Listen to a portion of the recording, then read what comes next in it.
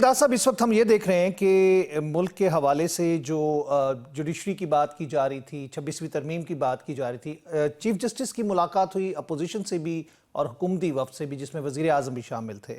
आप क्या समझते हैं कि इन मुलाकातों का जो मकसद था वो क्या था, और जो ख़ास तौर पे तहरीक इंसाफ के वफ्द से मुलाकात हुई उसके बाद आप क्या समझते हैं कि कोई रिलीफ मिल सकेगा उनको, या क्या तवक्कुआत की जाएंगी, क्योंकि वहाँ पे तो शिकवे शिकायतें हुई हैं ज़्यादा? देखिए, चीफ जस्टिस साहब ने, मैं समझता हूँ, खुशाइंदा अमल है। चीफ जस्टिस साहब एक आइन पसंद जज है और उन्होंने जिस तरह हुकूमत जो वज़ीर आज़म साहब से मुलाकात की है, अपोजिशन, वो अपने इदारे की बेहतरी और मुल्क में रूल ऑफ लॉ या जो भी आइनी मामलात हैं, अगर किसी को तहफ़्फ़ुज़ात हैं, मैं समझता हूँ सुप्रीम कोर्ट के हवाले से उनकी ये एक मुस्बत कदम है। और ये पूरे पाकिस्तान के लिए, जिसमें हुकूमत और जो अपोजिशन जिसका आप जिक्र कर रहे हैं, तो मैं समझता हूँ ये एक अच्छा पैगाम है और वो अपने इदारे, अपने जो उनकी जिम्मेवारी है उस मनसब की, उसके तहत उन्होंने की है। खिलदार साहब, लेकिन यहाँ पे ये भी बात आ रही है ना कि मुल्क के मजमूई इस वक्त जो हालात हैं और इस वक्त जो एक आइनी जंग की बात की जा रही है, अदालतों में आपस में जजेस के इख्तलाफात की बात की जा रही है, इस्लामाबाद हाई कोर्ट के मामलात कुछ और हैं, 5 जजेस ने अपनी सीनियरिटी को चैलेंज किया है सुप्रीम कोर्ट में, जो ट्रांसफर पोस्टिंग का सिलसिला हुआ, उसके अलावा सुप्रीम कोर्ट के अंदर आइनी मामलात में भी मामलात चल रहे हैं। तो आप ये समझते हैं कि इस वक्त जो जमातें हैं सियासी जमातों के हवाले से, किसी को फ़ायदा होता है किसी को नुकसान होता है, उसके हवाले से जो शिकवे शिकायतें और अदालती इस्लाहात की भी बात की गई है, आप समझते हैं कि इसमें कहीं जाके कुछ कंसेंसस डेवलप होगा हुकूमत और अपोजिशन की जानिब से? देखिए, बात यह है कि ये हमारे अपने आइनी इदारे हैं, इनकी इदारों की इज्जत और उनकी जो परफॉर्म है उनको सबको सपोर्ट करना चाहिए। 26वीं आइनी तरमीम अगर आई है तो वो एक पार्लियामेंट ने मुत्तफ़िका तौर पे इत्तफाक राय से मंजूर किया, और आपने देखा कि मौलाना फजल रहमान साहब का जो नुक्ते नज़र था या जो इख्तिलाफ राय था उसको सुना गया और इत्तफाक से ये सब कुछ आइनी तरमीम की गई।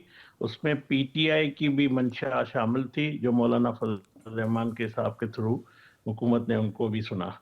तो मैं समझता हूँ पार्लियामेंट जो है वो जो है उनका काम है कानून साजी करना, आइन में तरमीम करना या नई तरमीम लाना। तो पार्लियामेंट सुप्रीम है। ये अगर सुप्रीम कोर्ट आज है तो वो भी 73 के आइन के मुताबिक है। तो हमारा काम ही ये है कि हम मुल्क के बेहतरी के लिए, इंसाफ की फराहमी के लिए, गुड गवर्नेंस के लिए कोई भी कानून साजी करते हैं, ये हमारा आइनी किरदार है जो हमने अदा किया है। तो मैं समझता लेकिन मौलाना साहब की शिकवे शिकायतें तो 26वीं तरमीम के बाद जो उनसे वादे वईद किए गए, उन्होंने कहा कि मेरे साथ फिर धोखा हो गया, यानी कि उन्होंने जो डिमांड की थी उसके बदले में उसको जिस तरह पूरा किया गया और पूरा करने की कोशिश की जा रही है, उस पर तो वो नाला नाला से भी हैं। देखें, अब आइनी तरमीम के बाद आइनी अदालतों का अपना रोल है, सुप्रीम कोर्ट का अपना किरदार है। इसमें हुकूमत का कोई काम नहीं। हुकूमत का जो पार्लियामेंट का जो काम था वो उन्होंने कर लिया। हमने ये तरमीम करके एक खिलदार साहब, मैं मौलाना साहब की बात कर रहा हूँ, वो जो मदारिस के हवाले से कानून साजी की बात कर रहे थे, जिसकी वजह से जो वादा किया गया था उन्होंने वोट दिया था। देखें, आपको पता है कि सदर ममलकत ने उस बिल पे साइन कर लिया, वो कानून का हिस्सा हो चुका है। जो सूबाई लेवल पे, अब सूबाई असेंबलियों का काम है, जो चारों सूबों की हुकूमतें हैं वहाँ पे तमाम जमातें मिलकर और सूबों में भी ये कानून साजी करे मदारस के हवाले से। तो वफाक ने अपनी जिम्मेवारी पूरी कर ली और हम पूरी कोशिश करेंगे जिन जिन सूबों में ये मदारस के जो है उस पर भी बातचीत की जाए और एक इत्तेफाक के राय से, जिस तरह पहले खुश असलूबी से ये मामला हल हुआ है तो ये भी हल हो जाएगा। मैं आपको बताऊं कि कुछ चंद जो अनासर हैं वो नहीं चाहते कि इदारों में जो इदारों का काम है वो करें। उनको अपने माजी में जिस तरह फैसले हुए जजों ने या तकसीम करके इदारों को नुकसान पहुंचाने की, ये एक जमात का ये कोशिश है।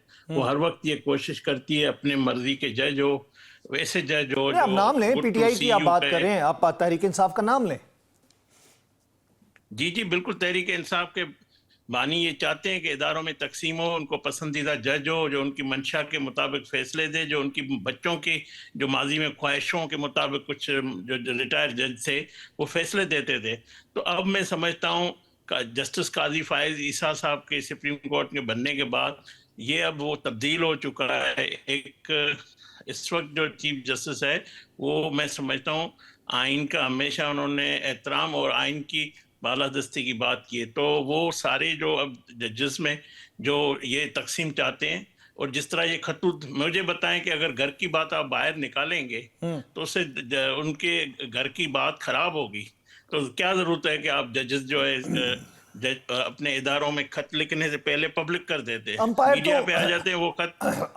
امپائر تو اپنا اپنا کھڑا کرنے کی ہمیشہ کوشش کی گئی ہے کھیلدار صاحب، اس میں صرف تحریک انصاف کی بات نہیں ہے، پاکستان پیپلز پارٹی کی بھی بات کریں یا پھر آپ نون لیگ کی بھی بات کریں، تو معاملات تو ہمیشہ ہم نے یہ دیکھیں کہ سب اپنی مرضی کے من منشا کے اداروں کے سربراہان کی طرف بھاگتے رہے۔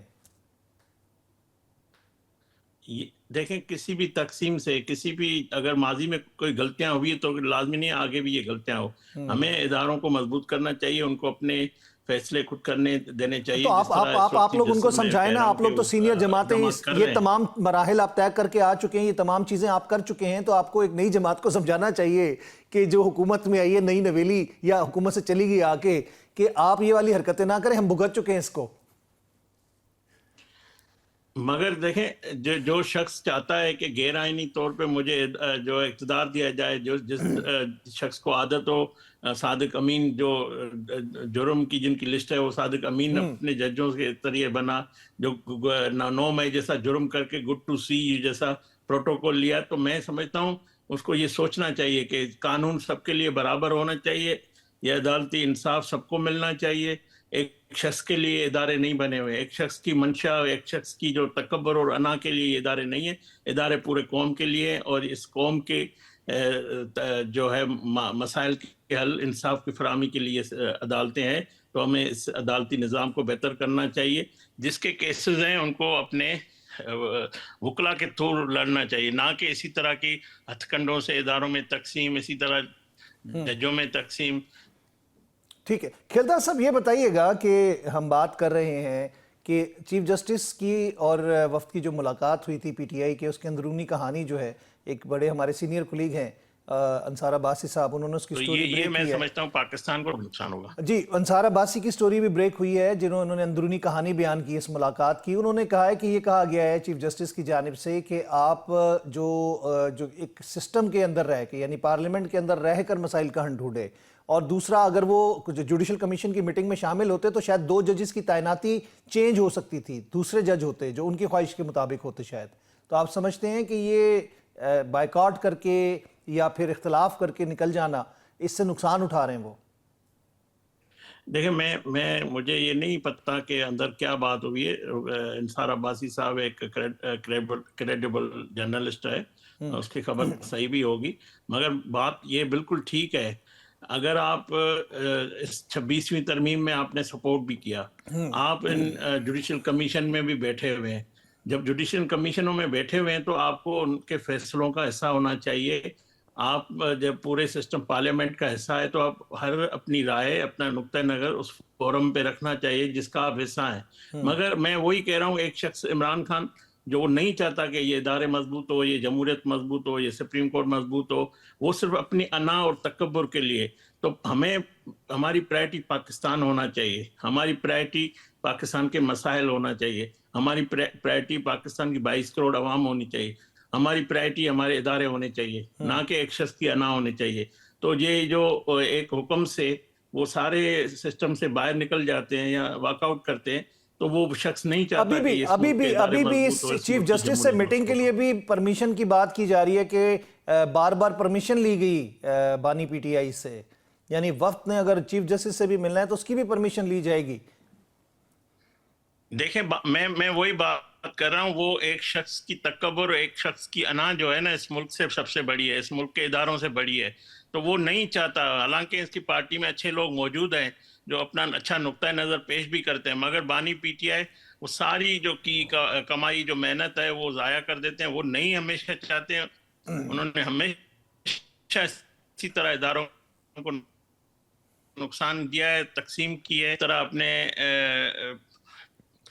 ठीक है। खिलदार साहब, मुझे ये बताइएगा कि आज के जलसे में वज़ीर आज़म ने जो तकरीर की, एक दफ़ा पहले भी उन्होंने कहा कि मैं जब भी बाहर जाता हूँ तो मैं पहले बोलता हूँ अपने दोस्त मेहरबान ममालिक के सरबराहान से कि मैं मांगने नहीं आया। आज भी उन्होंने कहा कि मैं जब बाहर जाता हूँ तो मैं दुआ करता हूँ कि हमारे ब्रादर इस्लामी मुल्क या दोस्त ममालिक के सरबराहान ये ना समझें कि मैं उनसे कुछ मांगने आया हूँ। तो हमें ये बार बार कहने की क्यों ज़रूरत पड़ रही है? और हम तो वैसे ही दूसरे ममालिक के सामने शर्मिंदा हैं, और वो तो इस बात के ताने मारते हैं पाकिस्तान को। हम बिलखुसूस भारत की बात करें तो इसको तो टैगलाइन बना के मजाक बनाया जाता है। तो वज़ीर आज़म को ये कहने की क्या ज़रूरत थी, मुझे ये बताएं।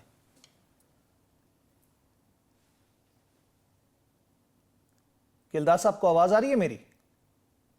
जी जी, देखें बात ये है कि जो वज़ीर आज़म साहब ने बात की है, ये उस तनकीद का जवाब दिया है जो शख्स कहते हैं कि शहबाज शरीफ साहब बाहर जाते हैं, मांगने जाते हैं या पाकिस्तान की। आप मुझे बताएं, उन्होंने ये कहा है कि इमरान खान वहाँ जाते थे, क्या देने जाते थे? आप ये देखें कि पाकिस्तान जो जब 2022 अप्रैल में कहाँ खड़ा था, हमें सफारती हवाले से हमें तना किया गया, हमारे दोस्त मुल्क हमसे नाराज चले गए। जिसके मुतालिक आप खिलदार साहब बात करें, वो तो खुद इस वक्त जेल के अंदर है, बानी पीटीआई, और आप लोग कहते हैं कि वो तो एनआरओ मांग रहा है। तो उसके पास तो ये टाइम ही नहीं है कि वो ये बात करे अब दोबारा। ये तो पुरानी बात थी। आईएमएफ को खत कौन लिखवाता है? आईएमएफ को कौन कहता है कि इनको कर्जे ना दिए दे? दुनिया में पाकिस्तान की जो मस्क चेहरा करके कौन पेश लिखवाता है, लिखता नहीं है, उसके एडवाइस पे लिखा जाता है। बरतानिया में इज्जत मिली है, उसकी बर्दाश्त किससे नहीं होती है? वही जो शख्स जेल में बैठा हुआ है, उसकी पूरी सोशल मीडिया पे, इंटरनेशनल लेवल पे कैंपेन चलाई जाती है। तो बात यह है कि वजीर आजम साहब ने पाकिस्तान को, पाकिस्तान की मईशत को खड़ा कर दिया है। पाकिस्तान में जो सिफारती हवाले से हमें दूर हो गए थे, हमसे दुनिया दूर हो गई थी, उस वकार को वापस बहाल किया है। तो हम हकीकत को हमें बताना पड़ेगा, सच को हमें बताना पड़ेगा। अगर आज मसाइल हैं या कल जो ज्यादा मसाइल थे, उसको हल इस वजीर आज़म शहबाज शरीफ साहब ने किए।